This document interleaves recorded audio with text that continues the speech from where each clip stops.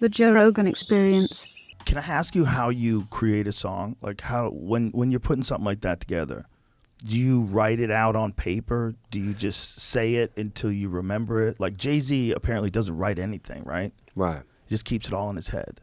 Do you do that? Do you write it?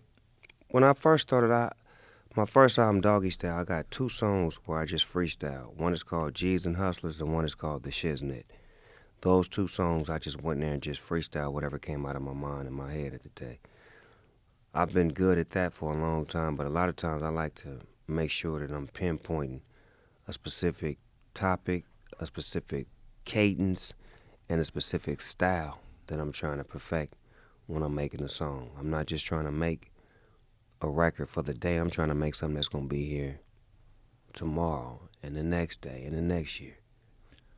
So when you said you freestyle it, you mean like when you walked in, you really didn't know what you were going to sing when you were recording it? Well, the song The Shiznit was supposed to be a mic check. I was supposed to go in there and just check the mic. Mic check, 1, 2, mic check, and Dre put the beat on. Mic check, check, 1, 2, 1, 2. Hopping, stopping, hopping like a rabbit. When I take the Nina Roche, you know I got to have it.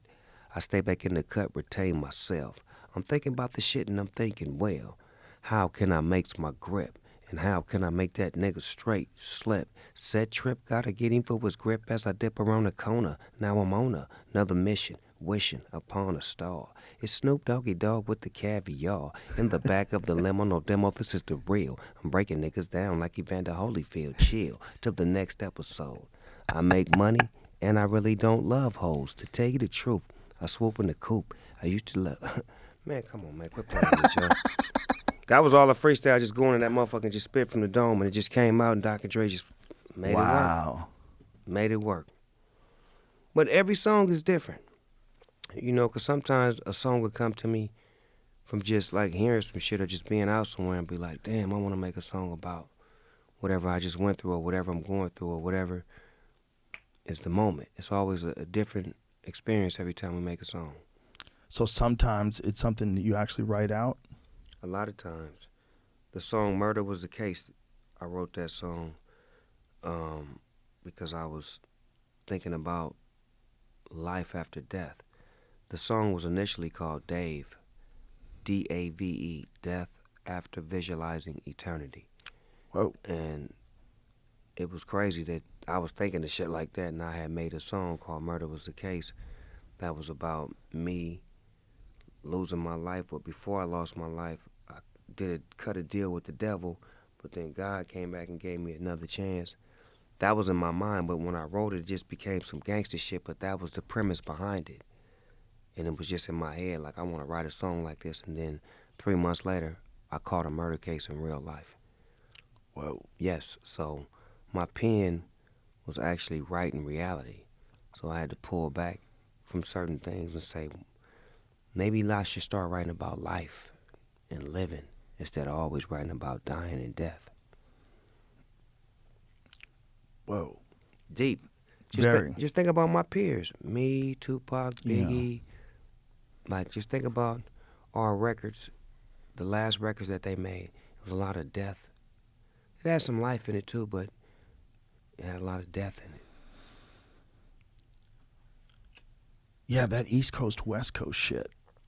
It became a real divide in the country with hip hop, right? Yeah, it was, because you didn't want to be on the wrong side.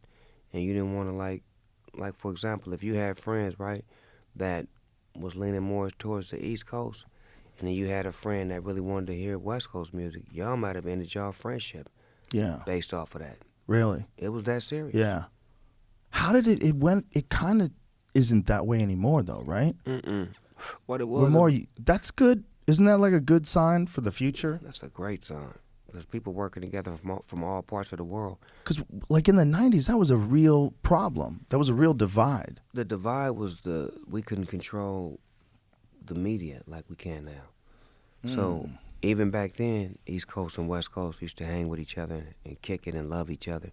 But we didn't control the media platform, so we didn't have an Instagram or Facebook and none of that shit where we can slap up a picture of me and Nas and Jay-Z and this person hanging out. Right. We didn't have that.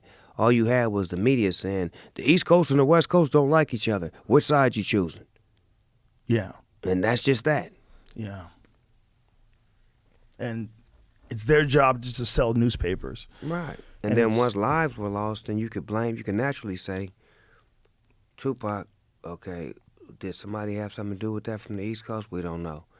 Biggie, he got killed on the West Coast, so that put speculation that maybe somebody from the West Coast had something to do with it. So it just kept fueling to the fire until you had people like Puffy, myself, Steve Harvey, who were man enough to say, look, we need to put an end to this and let people know that we don't advocate that. We really love each other. We're a family.